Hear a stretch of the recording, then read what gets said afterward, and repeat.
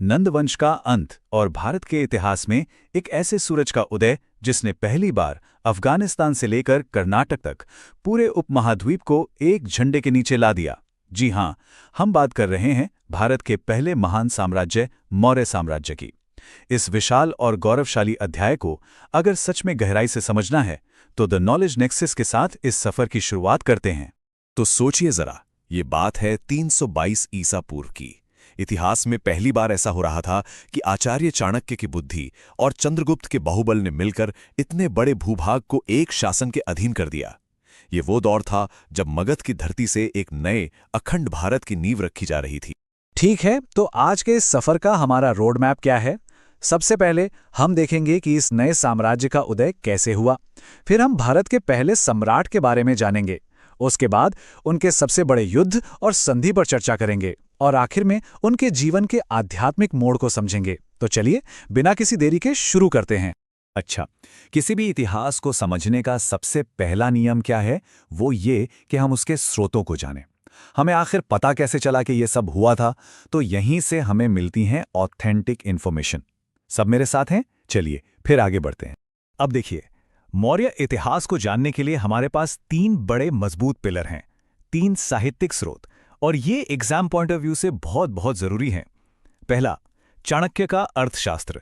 ये तो राजनीति और शासन चलाने की पूरी गाइड बुक है। दूसरा है इंडिका, जिसे लिखा था मेगास्थनीज ने, जो एक यूनानी राजदूत था। इससे हमें ग्रीक पर्सपेक्टिव मिलता है। और तीसरा, विशाखदत्त का नाटक मुद्रा राक्षस। इसमें पूरी कहानी है कि कैसे चाणक्य ने अपनी कूटनीति से नंदों का नाश करवाया।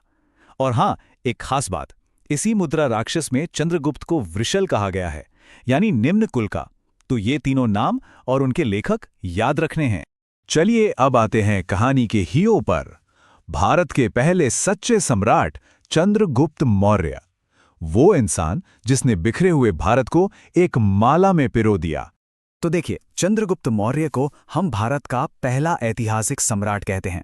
पर मजेदार बात यह है कि ग्रीक राइटर्स उन्हें चंद्रगुप्त नहीं बल्कि सैंड्रो कोर्टेस बुलाते थे, और सालों तक ये एक पहेली थी कि ये सैंड्रो कोर्टेस आखिर है कौन। फिर आए सर विलियम जोन्स, जिन्होंने ये गुत्थी सुलझाई और बताया कि सैंड्रो कोर्टेस और कोई नहीं, हमारे चंद्रगुप्त मौर्य ही हैं। ये नाम सैंड्रो कोर्टेस और इसको पहचानने वाले सर विलियम जोन्स, ये दोनों ही एग्जाम के लिए गोल्डन पॉइंट्स हैं। अब जरा उनके साम्राज्य की विशालता का अंदाजा लगाइए।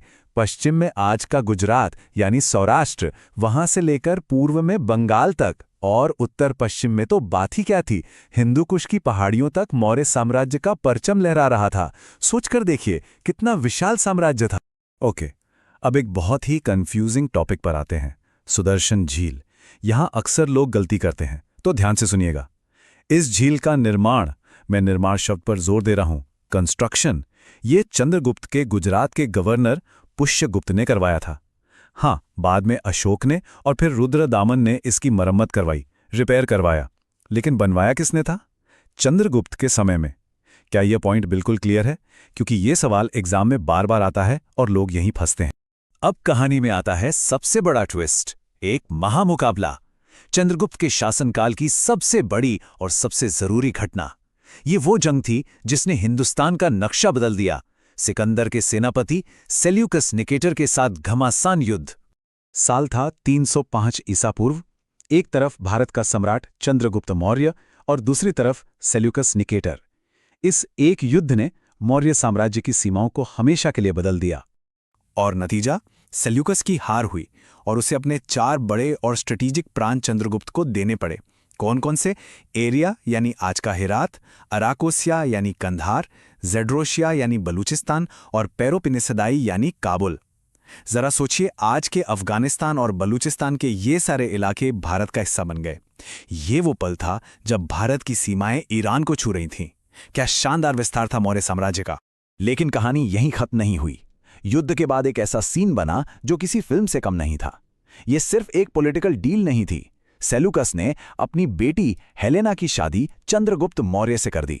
इसे भारत की पहली इंटरनेशनल मैरिज कहा जाता है। एक तरफ हारी हुई सल्तनत का सेनापति और दूसरी तरफ भारत का सम्राट, और बीच में एक शादी जिसने 2 ताकतों को रिश्तेदारी में बदल दी। तो इस पूरी ऐतिहासिक संधि को अगर हम समराइज करें तो 4 बड़ी बातें निकल कर आती हैं। पहली, सेल्यूकस ने 4 प्रांत दिए, जैसा हमने देखा। दूसरी, हेलेना और चंद्रगुप्त का विवाह हुआ। तीसरी, चंद्रगुप्त ने भी दोस्ती का हाथ बढ़ाते हुए 500 लड़ाई वाले हाथी सेल्यूकस को तोहफे में दिए। और चौथी और आखिरी बात, सेल्यूकस ने अपने राजदूत मेगास्थनीज को चंद्रगुप्त के दरबार में भेजा। कुल मिलाकर यह संधि भारत के लिए एक बहुत बड़ी डिप्लोमैटिक विक्ट्री थी। साम्राज्य भी बढ़ा और वेस्टर्न वर्ल्ड के साथ सीधा कनेक्शन भी बन गया। 1 मिनट के लिए रोकते हैं। अगर इतिहास को इसी गहराई से एक एक डिटेल के साथ समझना पसंद है, अगर आप चाहते हैं कि ज्ञान आपकी सबसे बड़ी ताकत बने, तो यही सही वक्त है। अभी द नॉलेज नेक्सस को सब्सक्राइब कीजिए, क्योंकि असली ज्ञान यहीं मिलता है। तो एक तरफ इतना बड़ा साम्राज्य, इतने जीतें, लेकिन अब चंद्रगुप्त की कहानी एक बिल्कुल अलग, एक अनएक्सपेक्टेड मोड़ लेने वाली थी। चलिए अब उनकी तलवार की जीत से हटकर उनकी आत्मा की यात्रा पर चलते हैं। ये सफर भी उतना ही कमाल का था। हुआ ये कि अपने जीवन के आखिरी दिनों में चंद्रगुप्त जैन गुरु भद्रबाहु के संपर्क में आए और उनसे बहुत प्रभावित हुए। और फिर उन्होंने एक ऐसा फैसला लिया जिसने सबको हैरान कर दिया। उन्होंने जैन धर्म अपना लिया, अपना राजपाट, अपना सिंहासन, सब कुछ त्याग दिया और कर्नाटक में श्रवणबेलगोला चले गए। सोचिए, सब कुछ छोड़कर एक आध्यात्मिक रास्ते पर निकल पड़े। और वहीं श्रवणबेलगोला में 298 ईसा पूर्व में चंद्रगुप्त ने जैन धर्म की सल्लेखना प्रथा का पालन किया। इसे सल्लेखना भी कहते हैं।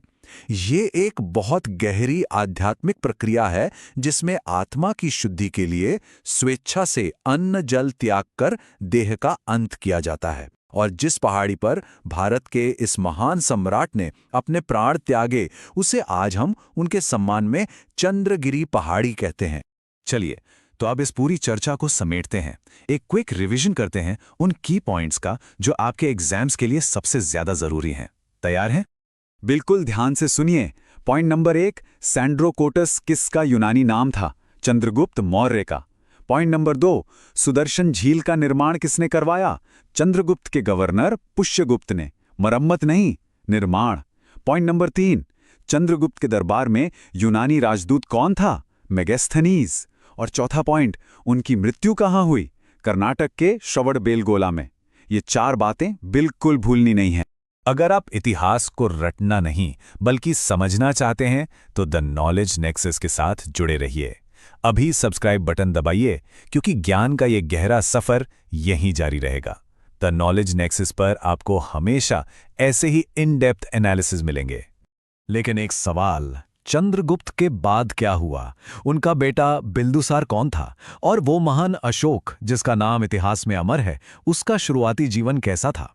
इन सवालों के जवाब मिलेंगे आपको अगले पड़ाव में, तो हमारे साथ बने रहिएगा।